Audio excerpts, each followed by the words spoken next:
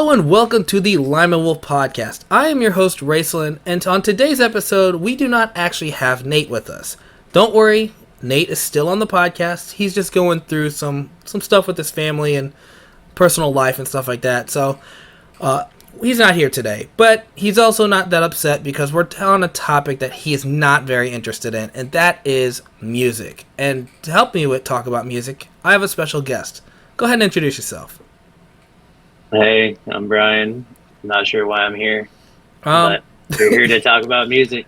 You're not sure why you're here. Well, Brian is a friend, and Brian and me seem to have very similar music taste. And I just thought it'd be fun because I don't really have that many people besides maybe Ty. If you listen to the podcast, you know who Ty is. But Ty wasn't able to make it, unfortunately, today. So, Brian, I already wanted you on the podcast because you and me have been talking in person about music and stuff, and I just thought it'd be real fun to talk about different things in our life about music. And you actually came up with some questions to kind of talk about what we some of the topics today.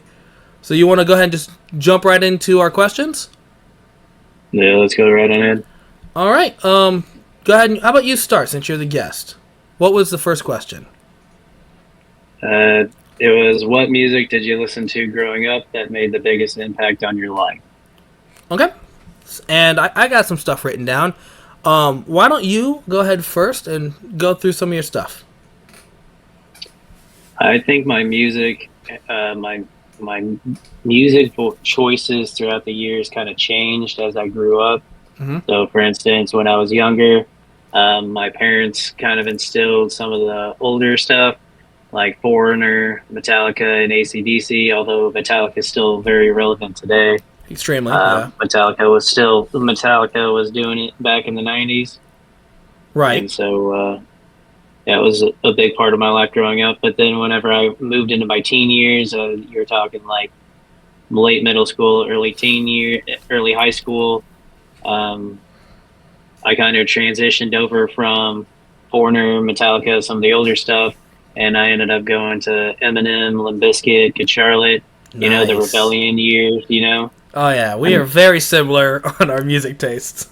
It kind of helped you find your way through high school. Right. And then towards the end of high school and in your early adult years and your early 20s, I kind of transitioned over to Killswitch Engage, Slipknot. I discovered some of the heavier stuff. Yeah, some of the heavy stuff. Yeah. I was working with somebody at the time at Steak and Shake, and he was listening to Killswitch Engage. And nice. That's just kind of where it all started from there. And then, of course, as you get older and you have, girlfriends and go through heartache and stuff, you kind of throw in country in there somewhere. Oh, you're a country boy, huh? I did throw in country in the middle of there. But at the end of the day, come adulthood, I'd say 25 and older, I kind of just started listening to everything. Yeah, that's kind of when I'm pretty rounded when it comes to music as well. I listen to a huge variety of music. Because nowadays it's more of a vibe. Right. I'm kind of one of those people that likes to feel the emotion in music, and so it's just really what resonates with me on the day that I'm listening to it. I totally get I do that. find myself skipping a lot of songs these days. I think the radio has the tendency of overplaying things, but yeah, those are the music I listened to when I was a child. What about you?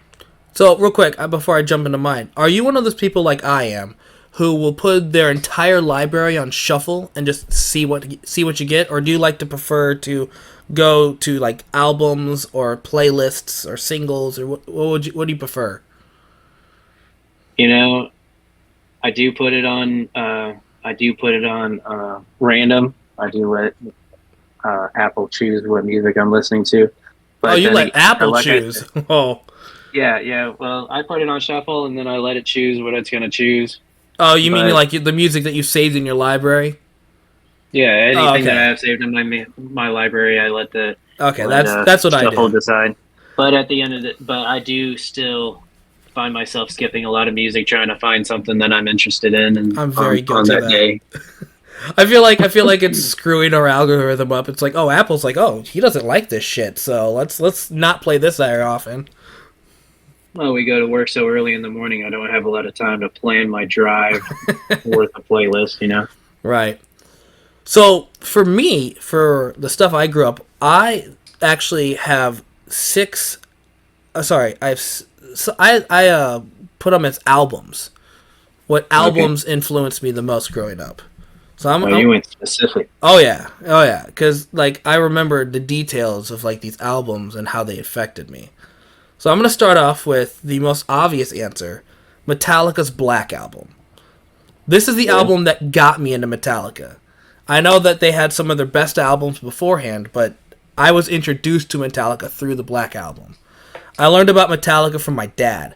My dad was a big, huge influence on my music taste growing up. So we would listen to whatever played on our local rock station, like 105.7 The Point, if you're in Missouri. But whenever there was commercials and stuff, he'd throw on the Black Album, and we'd just jam out to the Black Album. So after I learned about the Black Album, it made me go back and listen to, Ride the Lightning, Kill 'Em All, and Justice for all those awesome 80s albums, and made me fall in love with Metallica. But it all started with the Black Album.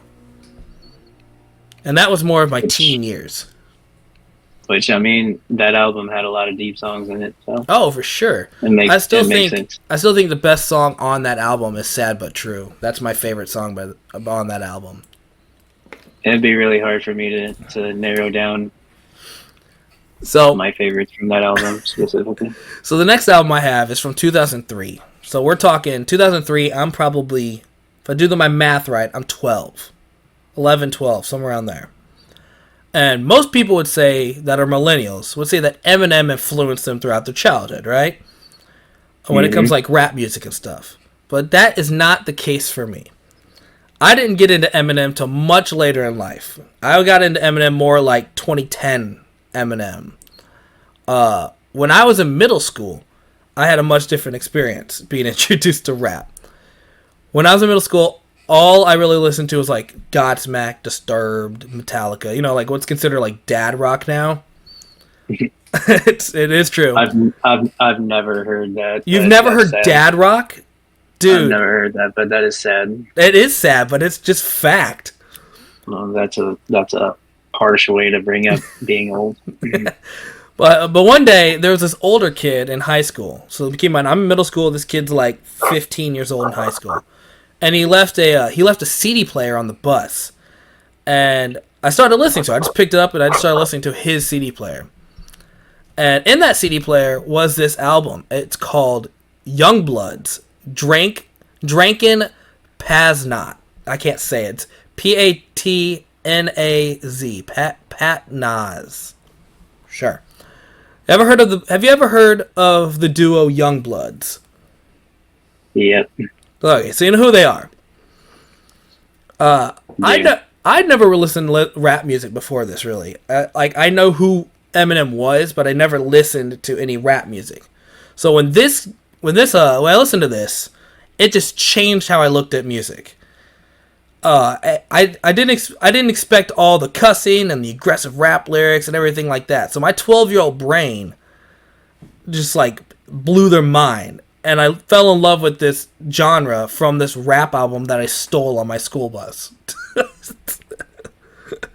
that's how relatable, though. That's how I got introduced to rap, was stealing an album out of a CD player, and I also stole that CD player as well. That's kind of how my experience went. Except I didn't like go and take somebody else's CD player and listen to it, but my mom let me rent Limp Bizkit from the East Central Library, and she didn't even look at the album or anything. And it was which album was that? Was it Silver Dollar, or was it Dollar Bills Y'all or whatever? Which one is that? No, it was hot dog flavored water. Oh, okay. And that was the first time I ever got real like. And I was like, from then on, I was like, all right, I'm hooked into this rebellion sort of thing. And Limp Bizkit is like, what's the definition of what Limp Bizkit actually is? It's not rap, it's not rock, it's like a mix. What they have a term for it. I just can't think of it. Yeah, I don't know. All right, so let's move on because I've got a couple more. Uh, this one is you're gonna totally agree with. Linkin Park's Hybrid Theory. Yep.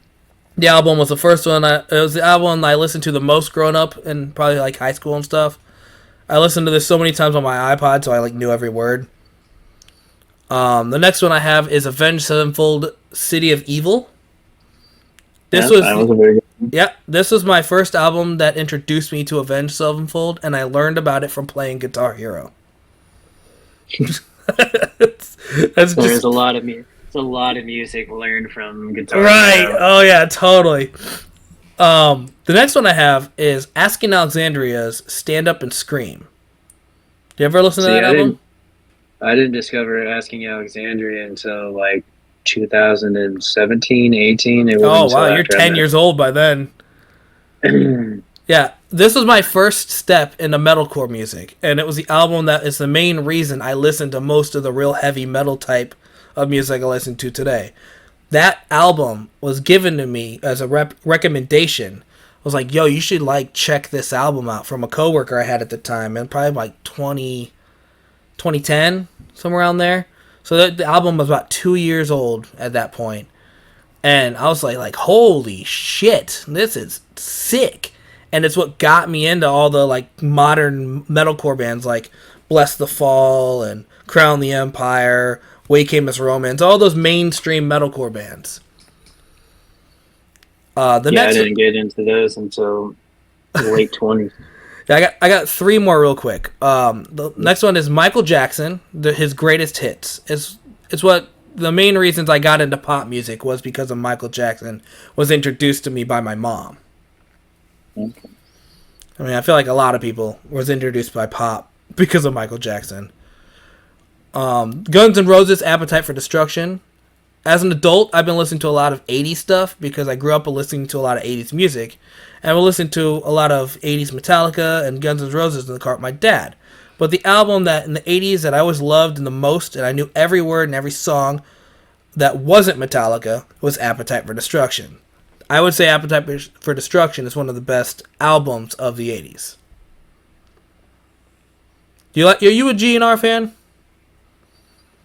It's a vibe. So you got to be in the mood for it? Yeah, pretty much.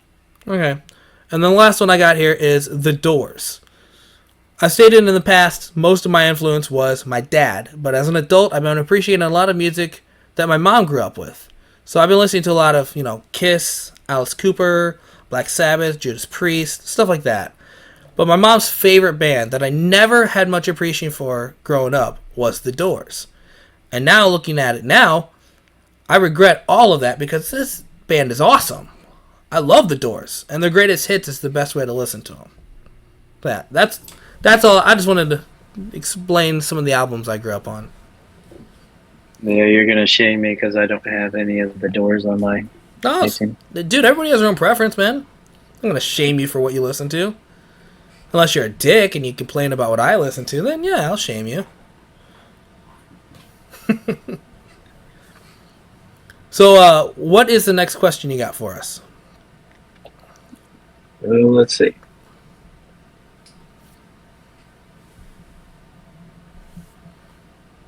What music did you listen to growing up that you either can't stand listening to today or just don't listen to anymore?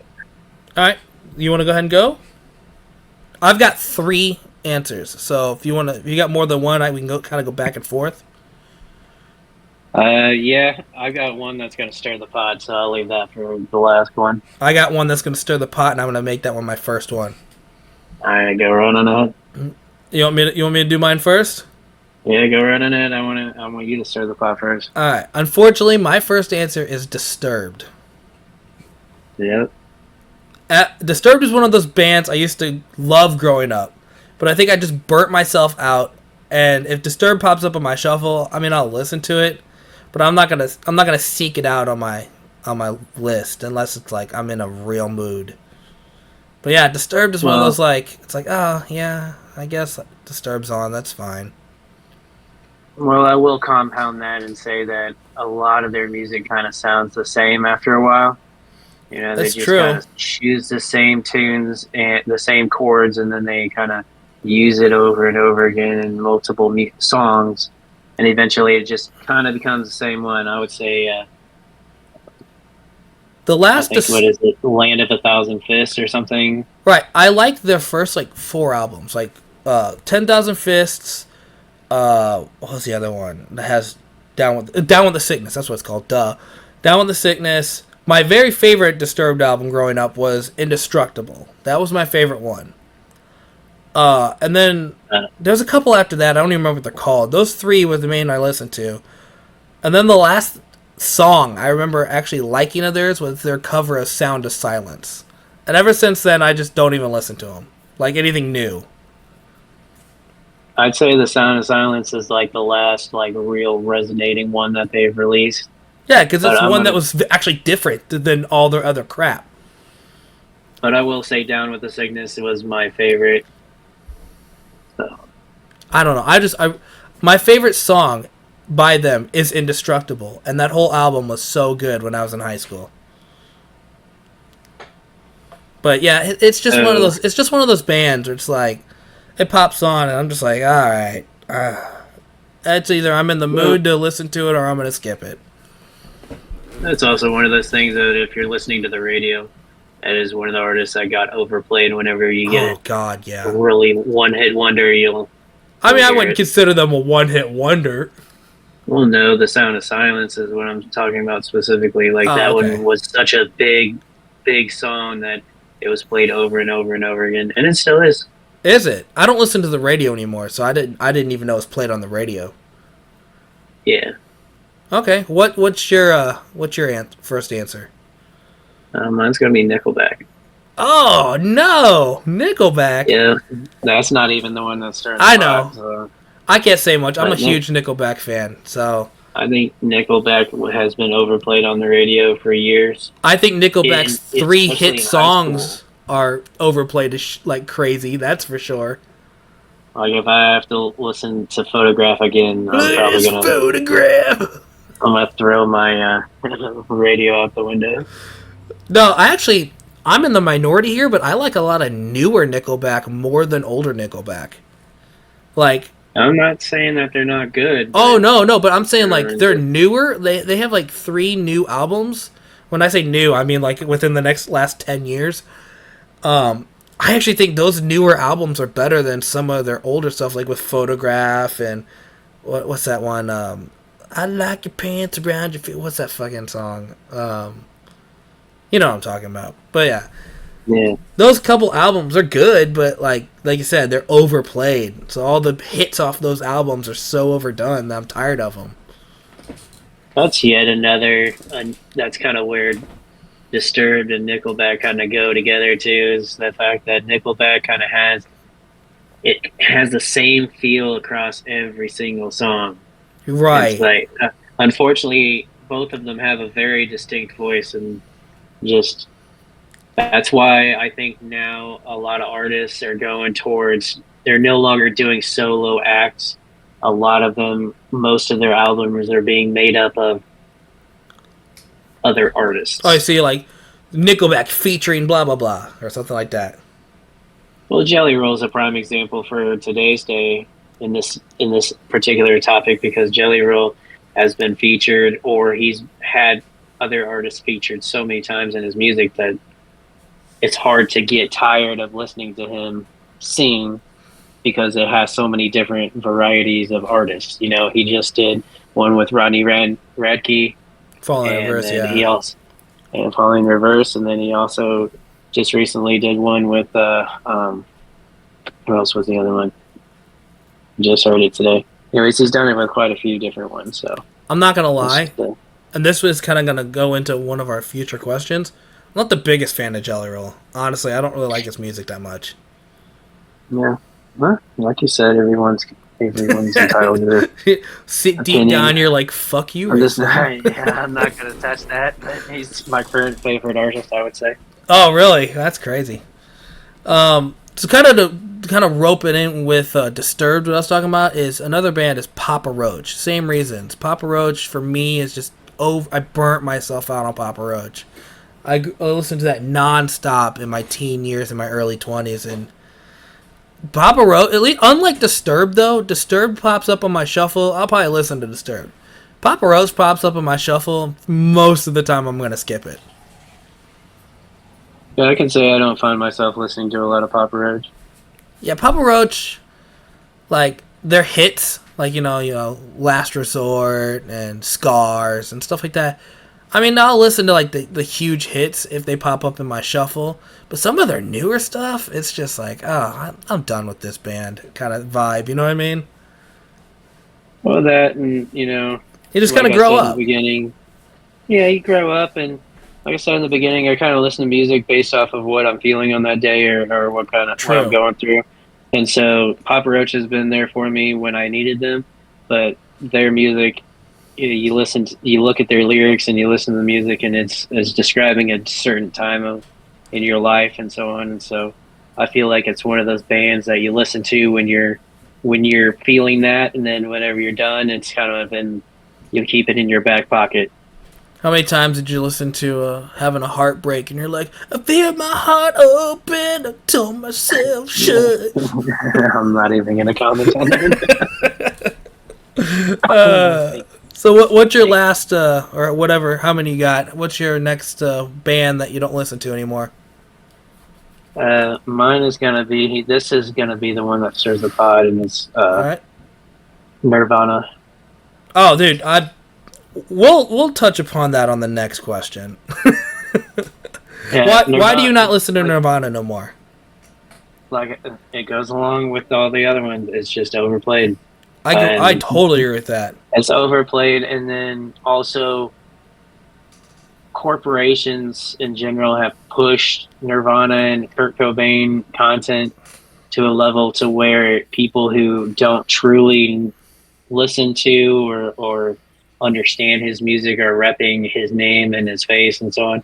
Which I mean is perfectly fine to do. You wear whatever you want to do, but it just creates a I don't know where I'm going with it, but I'm saying it's just Well, how many times do you see someone in Gen Z, like in their early 20s or whatever, and they're wearing a Nirvana shirt, and you're like, oh, yeah, you listen to Nirvana? And they're like, oh, I didn't even know this was a band. I'm like, what? yeah, if they can spout out a couple of songs that really resonate with them, then by all means, you have my respect. Yeah, But Smells Like if you're Teen just Spirit. wearing You a know the Nirvana big one, yeah, if you're just wearing a Nirvana shirt because you want to wear a Nirvana shirt, then you know, Yeah, my like I said, last you do one. you, but Oh, go no ahead. meaning behind it. Okay, yeah. My last one I have is Drake. I don't know if you're a big Drake person or used to be or anything like that. I used to like Drake. Like back in like the early 2010s when he was like actually cared about his music. And then after like 2013, everything sounded like shit. That's when he started to do the whole like mumble rap nonsense that was big in those 2010 era, and I was like, this is garbage, and I stopped listening to Drake. Well, like happens when kiss underage girls and You know what? This was before all that, okay? fiddle with Diddy, but You know what? Drake used to, like I said, used to be good. I don't really listen to Drake anymore, man. yeah, well, it'll do it to you. But no, Drake had his jams back in the day, but For sure. just with anything else, it either ages well or it doesn't age well. And I meant to bring this up earlier when we were talking about my albums, and I mentioned Michael Jackson. How do you feel about separating the artist from whatever controversy they're in? Are you able to do that, or somebody like Michael Jackson does something, don't listen to them no more? I think that society created a very gray line with that. So So I'm gonna let's listen pretend. to. Oh, go ahead. Sorry. I'm gonna listen to whatever I want to listen to on the day that I'm gonna listen to it. So you said one more question, right? Yeah, we had one more question, right? What was your final question? What music do you think is overrated that everyone loves? I've got one right off the bat that's probably going to anger a lot of people. And what is that? the band Tool. Yep. I don't like that band, man. They have like two decent songs that are the two songs that are always played on the radio, and everything else is like drawn out nonsense and trash. It's like every song is like fucking 16 minutes long. Like, what are you doing, man? And it's this like horrible. Why do people like Tool? I don't get it. That's my opinion. If you like Tool, great. Explain to me why. Well, you either get their music or you don't get their music. That's kind of where Tool lies. Like, someone that I know, it's one of their favorite bands, and I'm like, this is one of your favorite bands, right? We're listening to the same song, right? That's one of mine. Do you like Tool? I absolutely love Tool. And I'm sorry. I didn't mean to just shit all over your band, dude. No. It's one of those songs. It's one of those bands that is there for you in a moment that you need it, and then it goes in your back pocket until you need it again. I kind of feel like a dick. I didn't know it was a band you really liked. That's all right. Well, everyone's got their own preferences. What's a band that you can't stand what do you think is overrated? My bad. I was gonna shit on Taylor Swift. I have that written down. Taylor Swift. But I was kind of putting my place on it. And I was like, well, I mean, if you're gonna, there's not one that I could really narrow down that was really like overrated for who they are today outside of Taylor Swift. So you don't have anything written down? I think every band that came out of Disney. Every band that came out. What does that even mean? You talking about like the Jonas Brothers and stuff like that? Brothers and all those. Yeah, anybody who came out of Disney was overrated. Oh, come on. What people's obsession is with One Direction, bro. Pop boy bands. Okay, Nick Jonas, like solo career, he has good music though. I can't comment on any of it. Yeah, I told you I listen to pop music. I got Justin Bieber on my phone, okay? Yeah, I mean, Justin Bieber's got some jams. Right. I think he's overrated, but that would be on the list. So my final one, and we said I'd mention it earlier, is Nirvana. I think Nirvana is overrated. I think Nirvana has done a lot for the music industry. I will accept that. But most of the songs, to me, are pretty annoying, and I don't understand why everybody worships the band. Well, it's kind of one of those things about, I would think, as part of somebody losing their life too young with a lot of talent, and seeing as how so many people resonated with his music at the time when he did. But then again, like you said, it gets to the point where you lost that message now, and everybody just. It's like it's so overdone and so saturated in the radio and on merchandise and selling the name. It's all lost all meaning at this point. No, I definitely agree with you there. It's not the same as it was. And that's where the overratedness comes for me, because of where it is now. And it also doesn't help that I wasn't a big fan of their music to begin with, but that's my thing. But when we're looking at overrated bands, I put that on the list. Okay. Yeah, I'm sure there's more that I'm not thinking of. True. You could go down this whole rabbit hole of music is one of those things that you can just talk about, not like continuously about anything about music. Like one of the podcasts I listened to earlier today, they asked, what would you put as your top 4 American Mount Rushmore bands? So like, who would you put as the top Mount Rushmore of American bands? They got me thinking. I know we're on the fly here because you haven't prepped for this. Is there anything off the top of your head that you could think of like, yeah, that's an American band? No, not right off the top of my head. It would be hard to like kind of narrow that one down because there's so many of them. Right. For me, I put And as I would hate to just narrow it down to just American 2. I know, think but that the would whole be reason just they brought narrowing it to. the whole reason they brought it up is because 4th of July is right around the corner, and they're like American bands. But for me, I thought of it like this: Aerosmith. While I'm not a big, huge Aerosmith fan, Aerosmith has done so much for American music.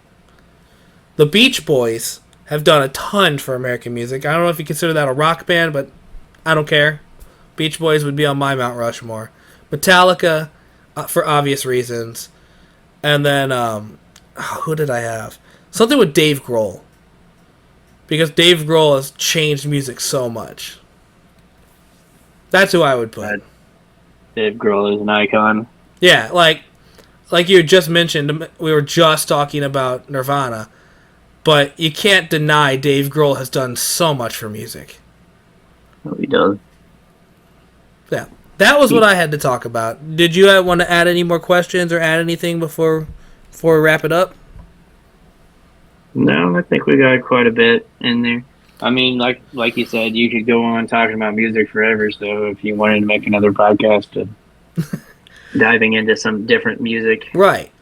Like, we didn't even talk about genres that we don't even know about each other. Like, I'm sure you do know that I'm not a huge country guy, but like we could talk about other genres, like all the different things we listen to. But that we'll save that for another time. Anyways, there's plenty to fill. Right. Well, I appreciate you coming on. I know you're a little nervous, but you did a great job. Thank you. Yeah, still nervous. I do, like I said, if do you have anything to plug? I don't know if you want any kind of social media type of thing. No, I'm good. Thank you, though. All right. Well, I appreciate coming on, and if you ever want to join the Lima Wolf podcast with me and Nate for any other topics besides music, you're more than welcome to. I'm sure Nate won't have a problem with that. Yeah, man, it's been real. And I'll see you guys later. See you on the next episode. Thanks a lot. Bye.